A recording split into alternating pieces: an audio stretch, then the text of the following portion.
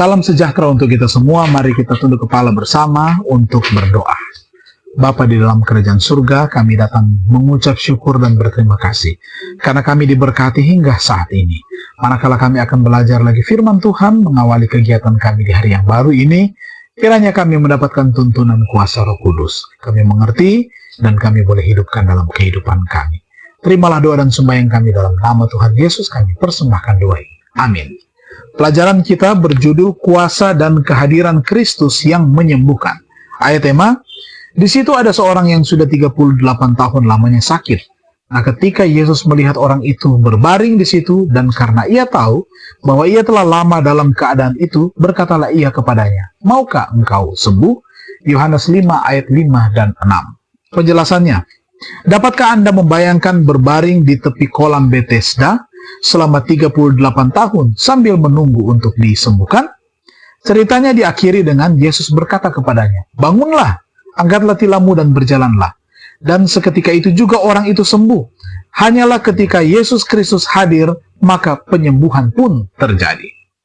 Philip Yancey dalam bukunya The Jesus I Never Knew menceritakan tentang seorang tunawisma, pelacur gila yang menyewakan putrinya yang berusia 2 tahun kepada laki-laki untuk berhubungan seks demi memenuhi kebiasaan narkobanya.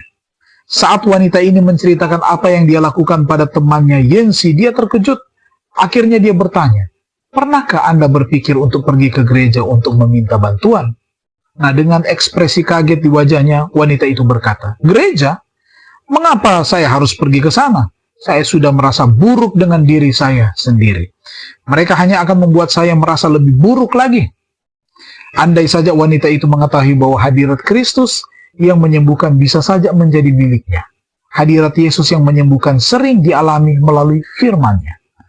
Suami Ellen DePenar meninggal karena kecelakaan. Adiknya meninggal karena serangan jantung. Dan anak satu-satunya meninggal karena polio. Sementara hidup sendirian, Ellen menderita serangan jantung dan dirawat di rumah sakit.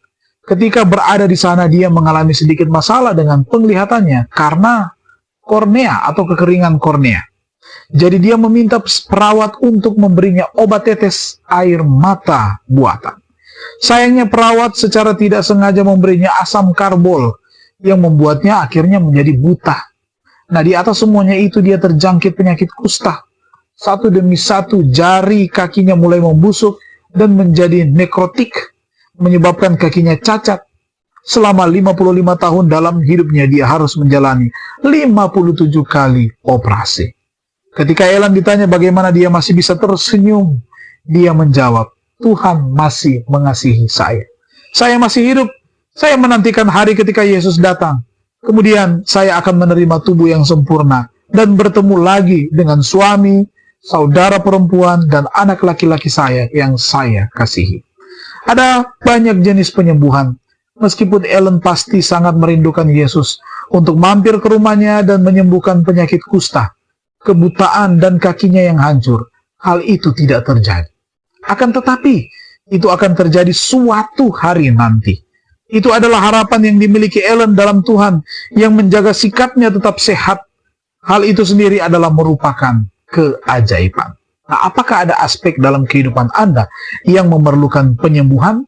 Fokuslah pada Kristus, gantinya kepada diri Anda, dan lihatlah perbedaannya.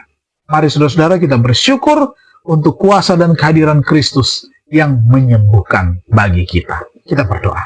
Terima kasih Tuhan, kami dapat belajar lagi firman-Mu pada saat ini, dan di hari yang baru ini, kami datang menyerahkan seluruh kehidupan kami ke dalam tangan kasih Tuhan. Kami yakin dan percaya, berkat surga akan menjadi bagian kami semua dan keluarga kami. Karena kami persembahkan doa ini dalam nama Tuhan Yesus, Juru Selamat dan Penebus dosa kami. Amin.